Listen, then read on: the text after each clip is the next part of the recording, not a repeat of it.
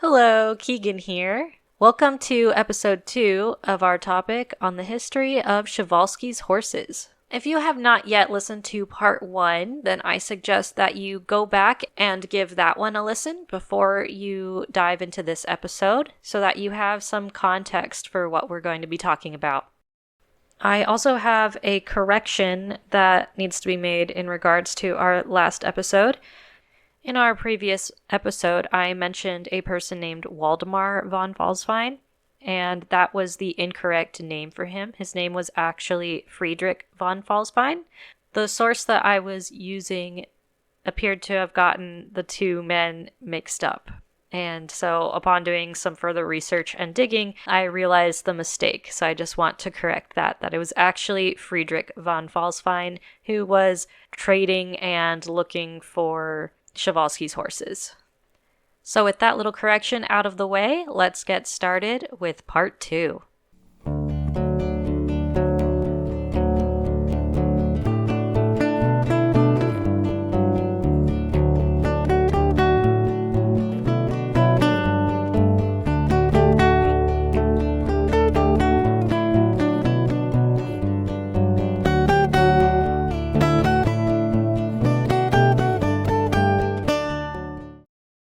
Where we left off last time, it was the early 1900s, and scientists were scrambling to obtain Przewalski's horses for breeding programs. Unfortunately, capture efforts had a high mortality rate, and so there was already a limited amount of Przewalski's horses that actually made it alive to captivity. Now, zoos and private owners alike struggled not only with getting these animals to thrive in captivity, but also to encourage them to breed to carry on the species. Now, even animals that breed easily can become a genetic monstrosity with irresponsible breeding practices, or just lack of organization and cooperation amongst breeders. Different zoos and owners had different outlooks on the breeding of Przewalski's horses. Some believed that some crossing with domesticated horses was necessary to save the species. Others wanted to keep the bloodlines pure and would not accept any hybrids as true Przewalski's horses. Furthermore, inbreeding was a big fad from 1900 to 1940s. Breeders who did not accept the notion that inbreeding could lead to health and fertility issues allowed significant inbreeding within their programs. Long story short, and again, I could get into why inbreeding causes problems, but this is already such a long episode with a lot of tangents from me. But basically, severe inbreeding led to a drop in fertility and general health within captive Przewalski's horses. Ultimately, a combination of a small starting population and poor husbandry led to all existing captive Przewalski's horses to this day tracing their lineage back to 12 individuals. Considering the state of captive Przewalski's horse genetics and the fact that not a single wild horse was sighted between 1903 to 1947, the situation of the Przewalski's horse was dire. By the 1970s, international tensions meant no cooperation between different breeders. Private owners who were facing financial hardship rushed to sell their exotic wild horses, each of which could fetch $10,000 to $18,000 from the right buyer. And that's in 1970s money. Yeah, adjusted for inflation, that is huge. That is so much money, especially back then. Yeah. In 1978, the Foundation of the Preservation and Protection of the Przewalski's Horse, the FPPH, was created. It organized the Arnhem Study Conference for the purpose of studying the genetic differences between Przewalski's horses and Mongolian horses, as well as performing a detailed pedigree analysis. These critical findings started to put all breeders on the same page, and a push for cooperation between nations began. The U.S. led the charge in 1979 by creating a coalition between zoos in the U.S. This was the early predecessor to the modern Species Survival Plan, or SSP.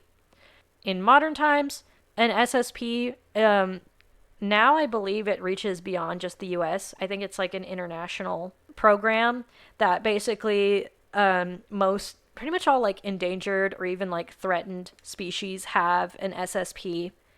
And Yeah. it's basically like a web of connections between different like zoos and even private breeders. And it's like a stud book, basically. So it's like they have all the pedigrees of all these different animals that are being kept in captivity. And then they have peoples whose jobs it is to study those pedigrees and determine which animals should be paired together. This is why often animals get moved a lot Yeah. between zoos nowadays. And while it can sometimes be disappointing for people for their like favorite, you know, their favorite like zebra gets moved. Maybe that was a bad choice. Their favorite lion gets like moved, but that's because they've determined, okay, here's like another individual at like another zoo who is not very closely related at all, and they'd probably make good babies, so we're gonna have them breed with each other. I'm pretty sure Australia has something similar for all of our like endangered native animals and stuff like that, but I'd have to look into it. I bet. But yeah, basically, it was the early predecessor to that. That's what the U.S. made, and they made one for the Przewalski's horse. So the U.S. also began trading with zoos in other countries, trading with Ukraine in 1982. So that was like the first international trade between zoos, I think. Munich and Prague began trading horses, as did zoos within the British Isles. In 1986, European cooperation between zoos officially began. By 1990, 961 Przewalski's horses existed in 129 different institutions. That's a pretty good number for what it was. Yeah. It's a good comeback. Yes, definitely. Crazy what a bit of care and a bit of like, proper like paying attention to what they actually need and thrive with like can do. Bit of TLC. Right? Yeah. And also just like talking to each other, Yeah, being crazy. like, "Hey, we've got these horses. What do you think of trading like our stallions or something like that, you know?"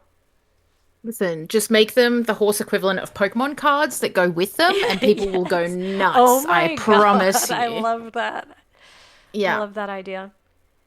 This zoo has a really rare stallion, and you really want him, I Zoos promise. should do that.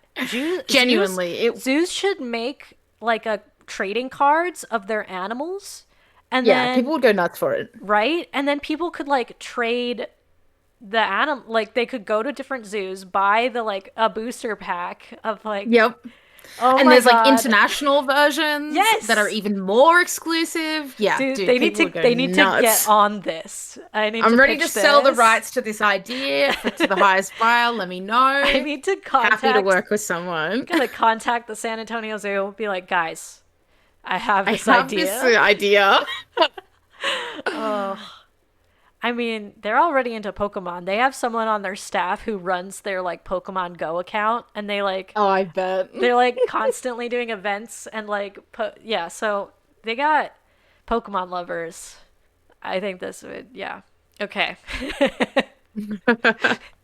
Back to the Przewalski's horse. At this point, in the late 80s, discussion of reintroduction of horses to the wild began in earnest. Mongolia had recently become a democracy, opening the door to the reintroduction of Przewalski horses.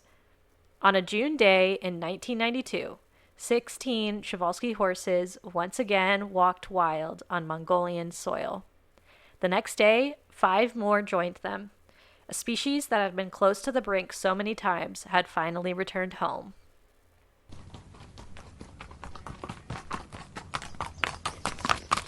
If you've been listening to the podcast for a while, you may have realized that I enjoy trail riding. Well, out here in Texas, the trails can get rocky and hard. Just like humans, horses need protection on their feet to avoid chipping and bruising. Some horses, like my horse Ace, don't need to wear metal shoes 24/7, but could use protection out on the trail or in other circumstances. This is where Scoot Boot comes in. Scoot Boot hoof boots offer comfort and protection for your equine's feet. Their hoof boot technology includes unique tread patterns that provide traction and support, built-in drainage for water, mud, and sand, and a flexible, shock-absorbing sole. Our listeners can receive a 10% discount on any purchase of Scoot Boot products. Just follow the link included in the episode's description and use promo code HISTORYFROMHORSEBACK on checkout. That's History from Horseback with no spaces at scootboots.com.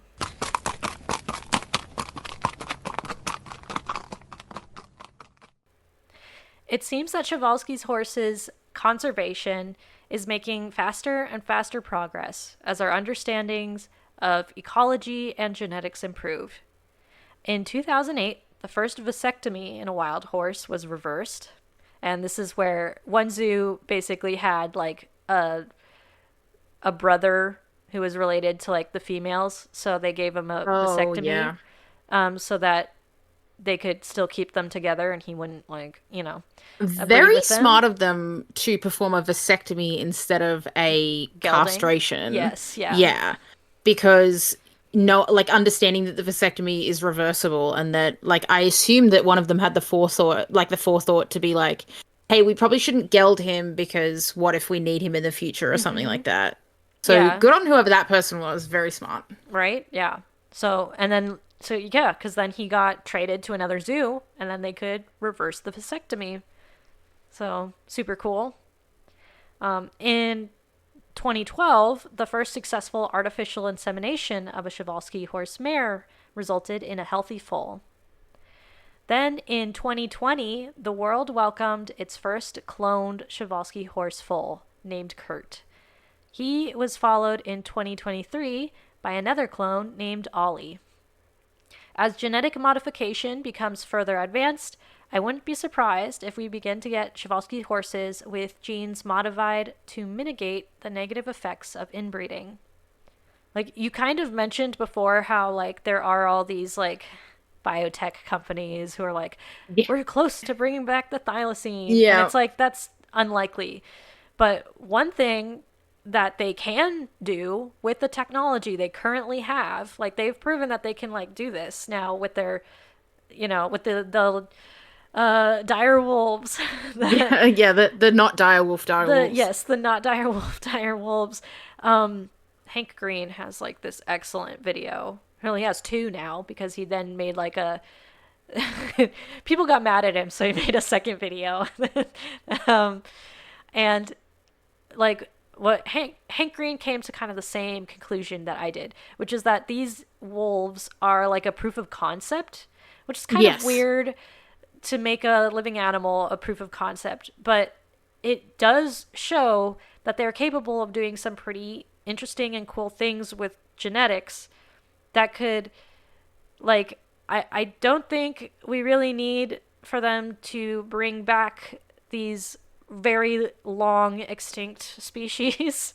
Because it's like the problem is that they want the clout, right? Like they're clout chasing the being the first people to say, oh my god, we brought back an extinct species. Like, how cool are we? Like, even the direwolf thing is proof of that because people genuinely, like, without doing any further research, just took them at their word and were like, oh, look, they brought back direwolves. They can do anything. That's crazy. Now this company has, I'm assuming, has probably picked up a shitload of funding and like has gone even further when it's like you could be focusing that money and that time and that like your very, very smart people that work for you like into these things that can actually be put into current day, genetics and whatnot. And, like you could be doing something right now. The thing is, they are like, because I know that they have a Red Wolf project, so they're doing things where they're like improving genetic diversity in red wolves because they have incredibly low genetic diversity. However, it just feels like their PR team kind of dropped the ball on like they wanted the clout, right? But the problem is that when you make claims like that for clout and attention from like the average person, you lose a ton of respect from like the scientific community. Yeah, that's which is really sad because like they have really obviously like really intelligent scientists working from them, and it's highly likely that none of those scientists would flat make the claims that the company on a whole made. You know? Yeah. Like, I think that would be unfortunate. Imagine, like, working on this and, like, you're aware that you're not making a dire wolf. Yeah, And then, exactly. yes. And it's just kind of like, oh, but. And they come out and make this huge claim, and they're like, I can't believe you'd say that you made direwolves. And all the scientists are like, we didn't actually say that, Yeah. but they did, and everyone ran with it, and now we can't take it back. Yeah, and it's like, oh yeah, we read off of this script, and then our little clips of our voices got put into this video, and now it makes it look like we think that we made dire wolves. Yeah. But yeah, but all of that to say that I'm pretty positive that they now have the technology that with these endangered species, they could basically go in and modify their genomes to make there be like less of an effect from inbreeding. Yeah. Because like the thing I skipped before with talking about the reason why inbreeding is bad is that like basically, if we boil down genetics to like a very basic, what inbreeding can do is that it can make too many genes the same as each other. Yeah. And it also like increases the likelihood of mutations to occur. Mutations aren't often what we think of as like, mutants with like these cool powers or like abilities or something.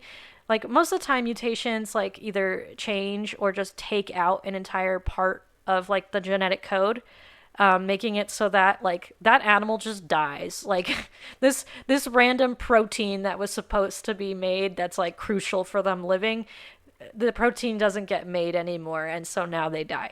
So like mutations can be pretty bad.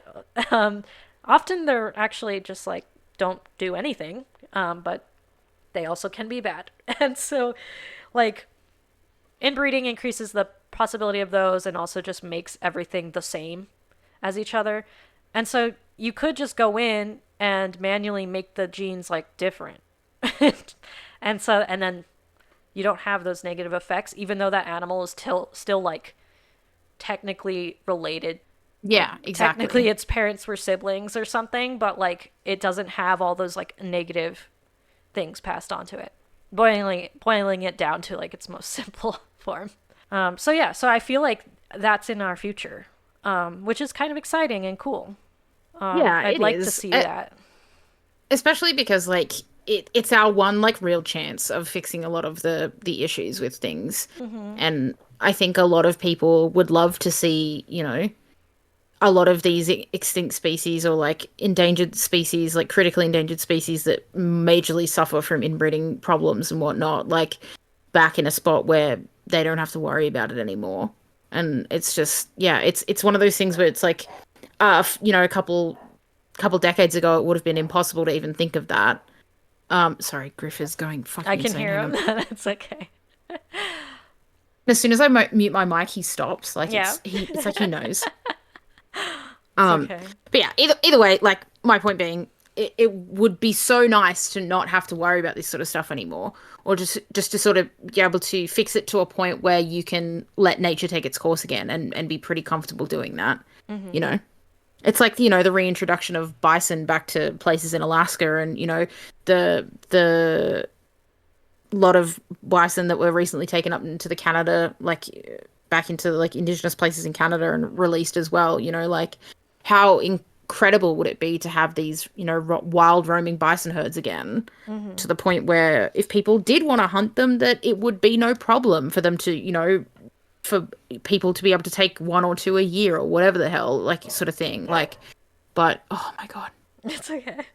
Actually, that does kind of like tie right into like reintroduction of Przewalski's horses. We were talking about reintroduction. So reintroduction efforts have continued to progress as well. There are currently 3 reintroduction sites in Mongolia, 2 in China, and 2 in Ukraine. One site in Mongolia, the Hustai National Park, was home to 350 horses in 2016. So I imagine that has only grown since then. Mm. In 1998, Przewalski horses were released to a rather unusual place, the Chernobyl exclusion zone.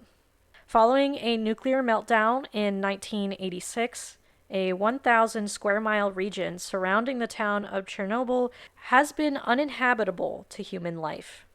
This has not prevented wildlife from surviving and even thriving in the region.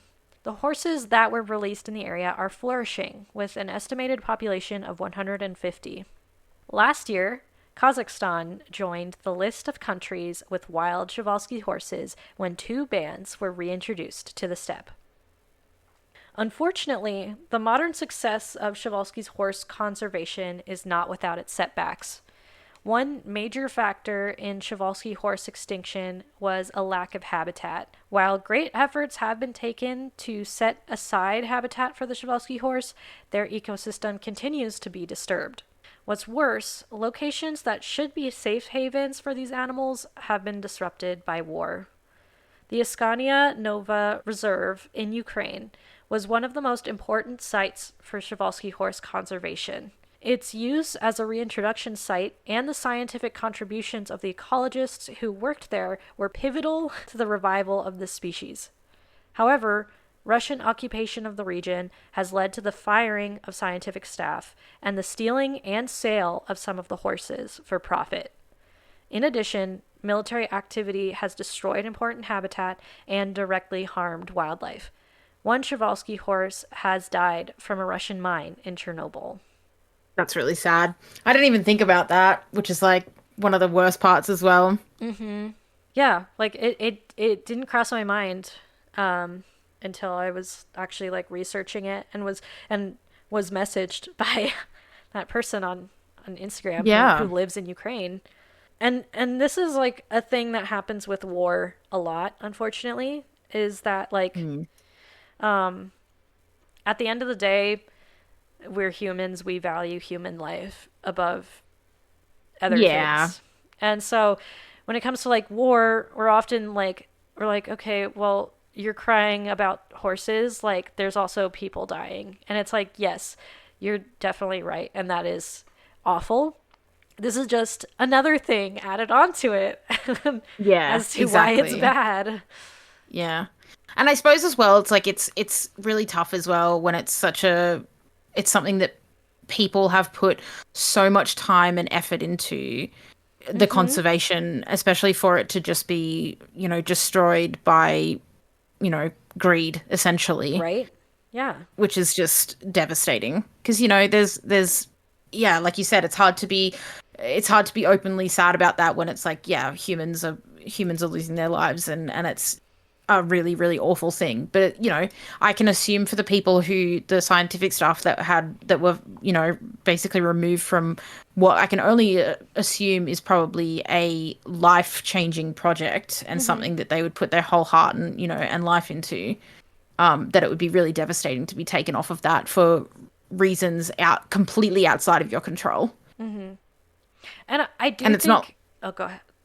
It's not like one of those things that they can just go back to afterwards because it's like facilities get destroyed, the habitat is completely destroyed. Like it's not just that like they can pick straight back up from where they left off. Like it's a huge setback. Mm-hmm.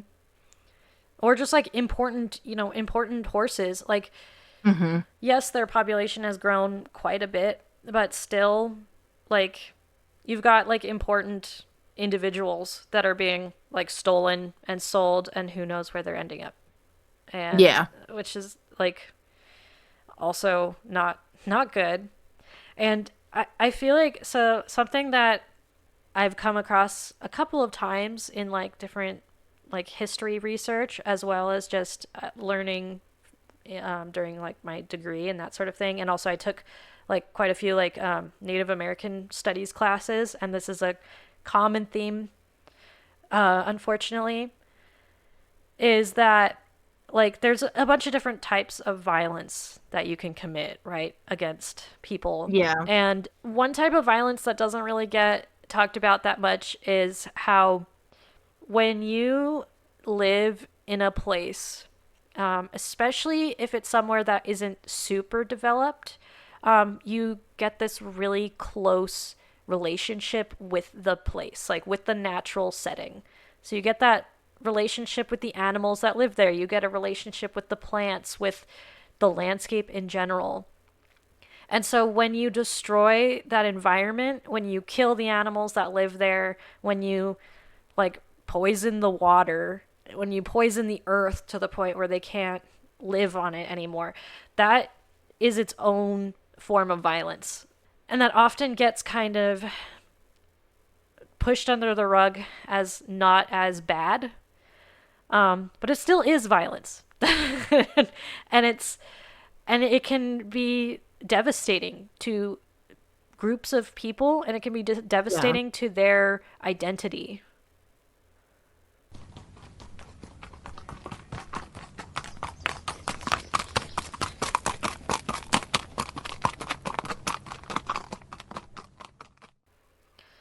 I have seen quite a few people comparing feral horses and what they're going through to Przewalski's horses and what they have gone through.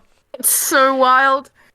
And it's like, just on the basic level, they're different animals. Think of it as not even just like a gray wolf and a dog, because like they have a very close common ancestor. Like people like to simplify it and say that wolves, like gray wolves, became dogs. No, like the modern species of gray wolf did not become domesticated dogs. They share a really close common ancestor that we could have also called a wolf, but like isn't the modern gray wolf. And so it's almost like if we compare like maybe like a coyote or a jackal to like a domesticated dog. So it's like, yeah, they're both canines, but they're not. The genetics of a domesticated dog have been changed so much that that like so many things about their biology is different. Yeah, and so like, unrecognizable from what, Exactly. It's like a bunch of dogs, like released feral dogs, kind of have a semblance of a similar social structure and may act kind of similarly to the way that like wild canines do. Yeah. But it's not the same thing. It is not even pack close. of feral dogs is not the same thing as like a pack of wolves. They don't behave the same. They don't fill the exact same niche. And it's the same thing with like feral horses and Przewalski's horses. Yeah. Like they are totally different. Not to mention the fact that like a lot of Mustangs and whatnot came from introduced domestic horses. Like even the ones that go way, way back, still domestic horses. Like it's apples to oranges. Seriously, it's like feral horses will definitely be fearful of humans because we're like predators and we're scary and that sort of thing. But also like a baby, like a foal of a feral horse that was born in like a holding facility, they tend to have more curiosity of humans. Yeah. Because they're domesticated, because they've got that like the genetics that have changed their brains so that they are less afraid of us. Yeah, and like not to mention the fact that like if it was the same, then Mustangs would be dying en masse when getting into people's hands. You wouldn't have successful programs like the 90-Day Mustang Challenge and things like that. You wouldn't be able to take those horses and turn them around. If it was the same thing, like 1 in 3 of those Mustangs that people take and retrain would be dying. Like purely of failure to thrive. Like, and inability to be trained. Like, sure, Mustangs can be difficult to train, but it's not impossible. People prove that all the time. Yeah. What a wild comparison. That's insane. It's a different situation.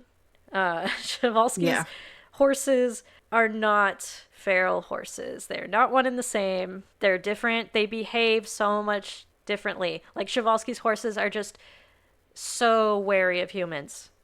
To the point where like they smelled humans and they bolted. And they leave. Like, and they run and they will refuse to return to a spring of water where they have seen humans.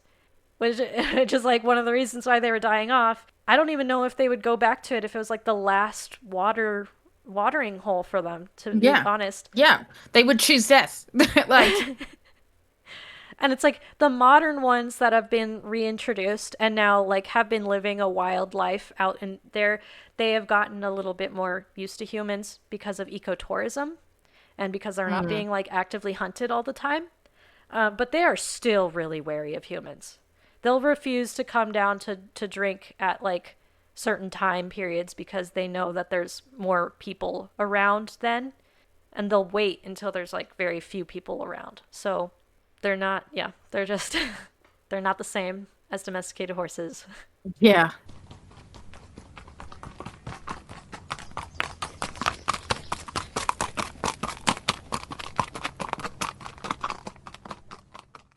Despite the turmoil and the setbacks, Przewalski horses are still one of the most iconic modern conservation success stories. I don't want you to take away from this that, oh no, like everything is going to be bad for them again. Um, Hopefully, this is a setback in Ukraine and we can move forward in the future and we can continue moving forward so that we have wild Przewalski's horses in their, historic range. Like, how incredible would it be to like go to Mongolia for the big relay that happens every year and to like see them in person, like as a wild band? Like that would just be incredible. That would be moment of a lifetime. Absolutely. I think this is something that I've added to my bucket list is I'd love to see a Przewalski horse in the wild. Yes. That's dream stuff. That's what dreams are made of.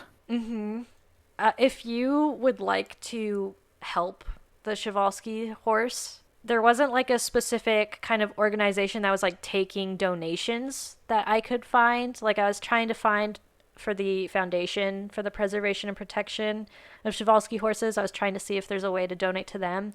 They don't have like an obvious way on like their website. However, if you know of a zoo that has Przewalski horses, the fact that they have them, if they're like an accredited zoo, that means that they are participating in like the conservation and the breeding of them. Particularly places like the San Diego Zoo, the New York Zoo in the Bronx, the Cincinnati Zoo, and that those are the ones in the U.S. that I know of, just off the top of my head. We're gonna have to put it on our bucket list to go and do this relay in Mongolia at some point. Oh my god. The Yeah. most grueling I mean, we'll 14 days of our life. Let's go! That's the thing. I'm like, it is on my bucket list, but also I'm like, I'm pretty sure you have to like log a certain amount. Like you have to like first log a certain amount of like endurance miles, I'm pretty sure, in order to Yeah, that would just make like sense. qualify for it. And then it does look so hard. You know what? Because You can go and compete. I'll go as the photographer and follow you around. It'll be great. Yeah, you'll get, yeah. Because also it's like, I mean, from what I've seen, these horses are like, it's funny because the Mongolians ride them just fine. But Yeah. for a lot of us, we would not consider them fully broke at all. They're like semi-wild, like semi-feral horses. They've been ponificated, like they've suffered ponification. They really and kept the feralness, and honestly love that for them. Honestly, this was such a fun rabbit hole to go down, and there's so much more detail that I kind of had to gloss over. I don't know. Part of me is like, maybe I should even like, I could write like a book on this because I'd have to do a lot more research, but it's just. When has that ever stopped you? That's true. That's true. But just like we just scratched the surface with the rich people drama and in 1900, and then like the breeding between the different zoos and how the different zoos like decided to go forward with their programs, like that I kind of skipped over, and there's so much more information on that. So this definitely, I was expecting when I first jumped into this to be finding like, They're like, yeah, they were endangered because of these reasons. A dude named Przewalski was the first to describe them. That's why they're named that. Some got caught and brought to some zoos, and then they're doing better now. But there was so much more to it. Go read the source material. We encourage you. We Oh will cheer yeah. you on. I mean, one of the reasons why I'd like to, like, why I was even considering maybe making it into a book is that, like, the book that I read is very much, it's dry. Like, it's very good, very informative, but it's literally just like a bunch of facts, no fancy, flavorful writing in there. It'd be cool to like actually dig into the backstories of some of these people because there's like so many people involved as well. Honestly, the article, The Remarkable Comeback of Przewalski's Horses by Paige Williams, beautifully written, loved it. Just read that just to read about Przewalski's horses because she actually got to go visit Hustaya National Park and was describing her visit. And that's like what makes me want to go see it now. I want to go there and see them in the wild. Yeah. Also, like if you do your own book, you can put all your opinions in it. You can put all your little onions in it, and no one can stop you. And you can say whatever the fuck you want, and no one can stop you. That's true. I mean, no one can stop us from saying our opinions on this. It's just, we might get canceled or whatever. I don't know. I mean, to be fair, I feel like we haven't made it until we get cancelled for something, and it'll be like something really underwhelming too, I feel like. Yeah, I feel like in order to get canceled, you need to like be of a certain like size of audience and like notoriety. Yeah. So yep. We gotta reach that first and then we can get canceled. Hell yeah. I'm so ready. Thank you for listening to History from Horseback. We hope that you enjoyed this episode. For bonus content and early access to episodes, check us out on patreon.com. We're also on TikTok, Instagram, and Facebook, so give us a follow for more historical horse content. Thank you again for listening. We'll see you out on the trail.